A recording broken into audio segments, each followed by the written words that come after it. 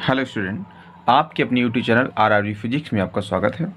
आज हम class 10th की फिजिक्स में कुछ न्यूमेरिकल को लेके आए हैं। तो इसी टाइप के प्रश्न बोर्ड एग्जाम में आएंगे। तो जो आपका पेपर 4 अप्रैल 2022 को है, उस पेपर में आपके इसी टाइप के प्रश्न बोर्ड एग्जाम में आते भी हैं। तो सबसे पहला क्वेश्चन आपका है, एक गोलीय दर्पण की वक्रता त्रिज्या 20 सेंटीमीटर है, इसकी फोकस दूरी क्या होगी। तो इस क्वेश्चन को हल करने से पहले जो भी स्टूडेंट हमारे चैनल पर नए आए हों तो चैनल को सब्सक्राइब करें और वीडियो को ज़्यादा से ज़्यादा शेयर करें।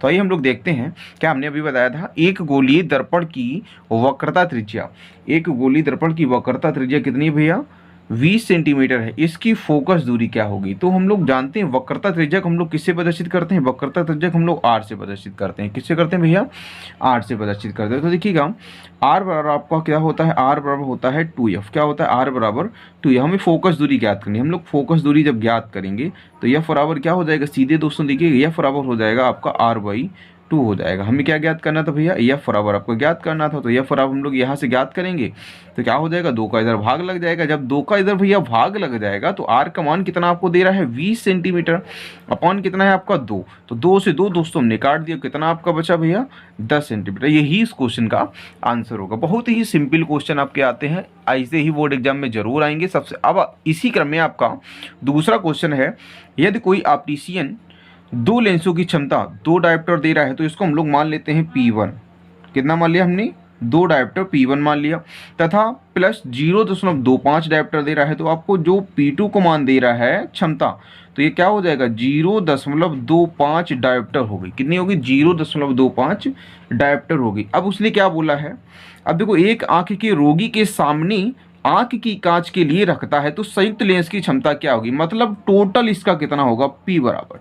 तो देखिए हम लोग जानते हैं भाई P बराबर क्या होता है, P बराबर होता है P1 प्लस क्या होता है, P2 होता है। तो P1 का मान 2 दिया गया है, इसका मान 0.25। तो ये टोटल कितना हो जाएगा आपका, आप लोग सब खुद समझ रहे होंगे कितना हो जाएगा, 2.25। कितना हो जाएगा आपका, 2.25 डायोप्टर। इसका मतलब क्या होता है, डायोप्टर मतलब आप लोग समझ रहे हैं क्षमता, लेंस की फोकस दूरी, मतलब ये होता है आपका देखिएगा P बराबर 1/f।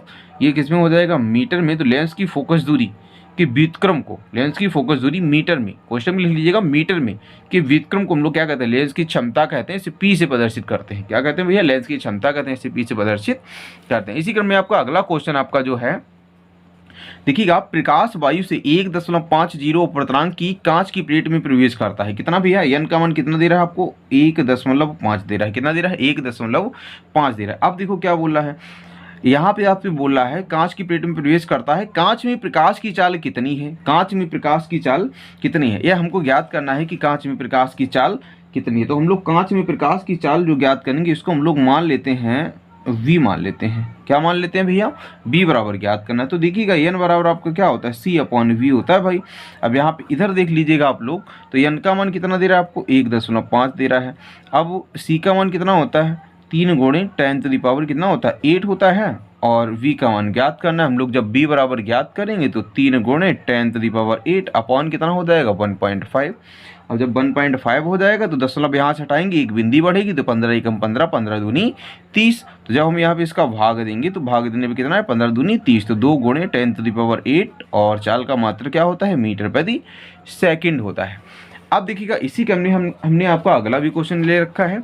ऐसे ही हम आपको ओनली 5 प्रश्न बताएंगे। इन 5 प्रश्नों में से इसी प्रकार का प्रश्न कोई ना कोई आपको जरूर मिल जाएगा।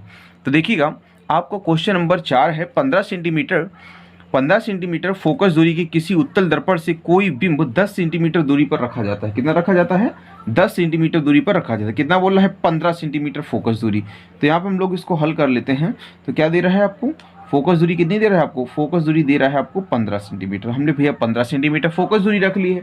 अब उसने क्या बोला है, किसी उत्तल दर्पण के सामने कोई बिंदु 10 सेंटीमीटर, तो मतलब जो फोकस दूरी आपको हो गया 15 सेंटीमीटर। तो भाई यहाँ पे जब फोकस दूरी 15 हो गया तो बिंब कितना है, तो u बराबर आपका कितना हो जाएगा, u बराबर आपका हो जाएगा 10 सेंटीमीटर।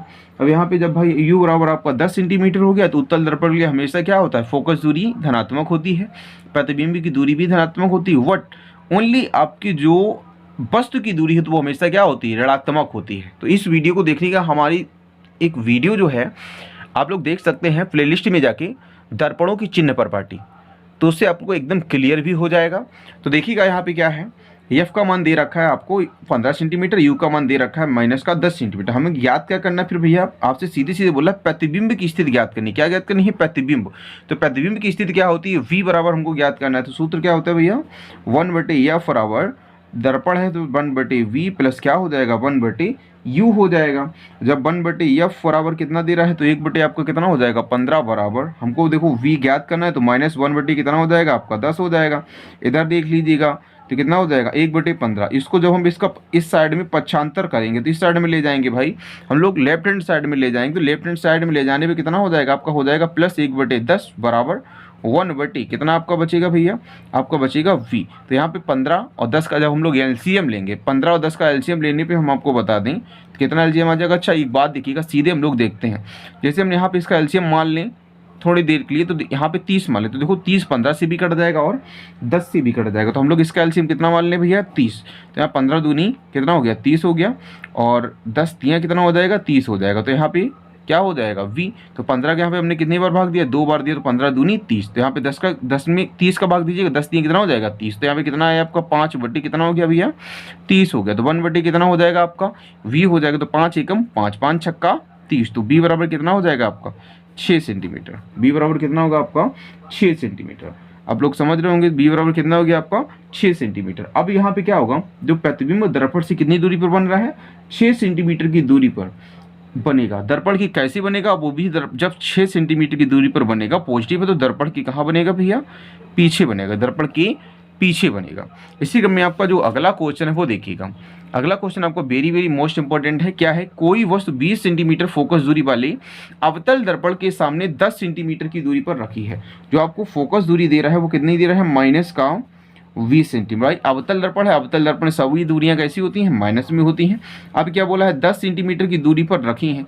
तो देखिए एफ का मान तो ये हो गया, अवतल दर्पण के सामने कितनी दूरी पर? 10 सेंटीमीटर। वस्तु की दूरी क्या हो जाएगी? माइनस का कितना हो जाएगा आपका? 10 सेंटीमीटर। अब यहाँ पे प्रतिबिंब की स्थिति ज्ञात करना, तो सिंपल सी बात ये, हम लोग प्रतिबिंब की स्थिति ज्ञात कर लेंगे। क्या बात है, इसमें प्रतिबिंब की स्थिति ज्ञात हो जाएगी। अब यहाँ पे इसने बोला क्या है भाई? प्रतिबिंब की स्थिति ज्ञात करना है। तो सीधी सी बात ये भी बोला प्रतिबिंब की स्थिति व प्रकृति ज्ञात करनी है। प्रतिबिंब की स्थिति व प्रकृति ज्ञात करनी है। तो यहाँ पे देखिएगा, जब प्रतिबिंब की स्थिति व प्रकृति ज्ञात करनी है, बाकी हमें कुछ पूछ नहीं रहा है। तो देखिएगा जो प्रकृति होगी क्या होगी इसकी, तो हम लोग सूत्र यही लगाएंगे। आपका कौन सा सूत्र लगेगा? आपका सूत्र लगेगा 1/f बराबर 1/v और प्लस क्या हो जाएगा? 1/u हो जाएगा। तो यहाँ पे देखिएगा हम लोग f का मान रखते हैं 1/, क्या होगा? माइनस का 20 होगा बराबर v का मान हमको ज्ञात करना है। तो माइनस यहाँ पे कितना हो जाएगा? 1/, आपका कितना हो जाएगा भैया?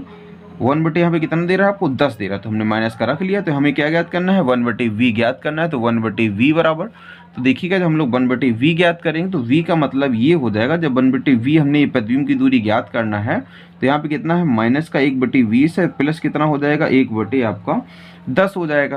तो यहाँ पे देखिएगा 20 और 10 में जो एलसीएम आपका आएगा, तो एलसीएम आपका आएगा 20। कितना आएगा भैया? 20 आएगा। 20 का हम लोग 20 में भाग देंगे, एक बार जाएगा।